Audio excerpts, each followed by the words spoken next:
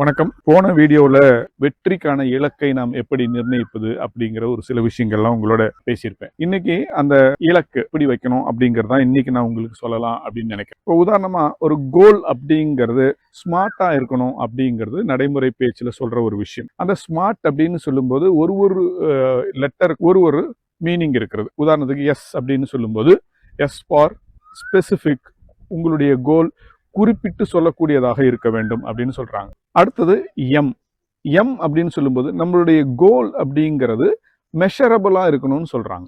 It has to be measurable, அளவிடக்கூடியதாக இருக்க வேண்டும். அளவிடக்கூடியதாக இருக்க வேண்டும் அப்படின்னு சொன்னா இதற்கு எவ்வளவு கால நேரமாக போகிறது, இதுக்கு எவ்வளவு பணம் செலவிட போறோம், இது எப்படி பண்ண போறோம் அப்படிங்கிறதெல்லாம் நம்ம கரெக்டா பிளான் பண்ணி செய்யணும் அப்படிங்கிறதா இந்த மெஷரபிள் அப்படின்னு சொல்றாங்க. மூணாவது லெட்டர் பார்த்தீங்கன்னா ஏ. இந்த ஏ அப்படிங்கிறது அட்டைனபிள் அப்படின்னு சொல்றாங்க. இந்த இலக்காக நாம் நிர்ணயிக்கிறது நம்மால் அடையக்கூடிய இலக்காக இருக்க வேண்டும். நம்முடைய சக்திக்கு உட்பட்ட, நம்மளால செய்ய முடிஞ்ச, நம்மளால அடையக்கூடிய இலக்குகளாக இருக்க வேண்டும். நாலாவது விஷயம் ஆர். அப்படிங்கிறது ரியலிஸ்டிக் அப்படின்னு சொல்றாங்க.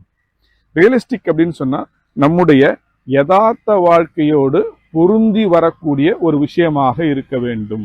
அடுத்ததா ஆர்.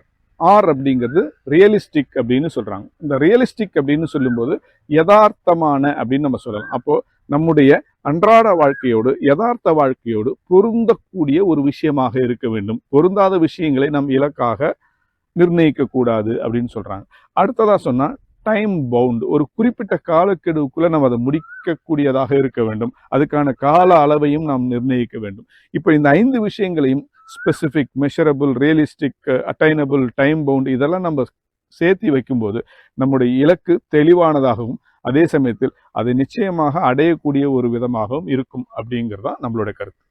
நன்றி, வணக்கம்.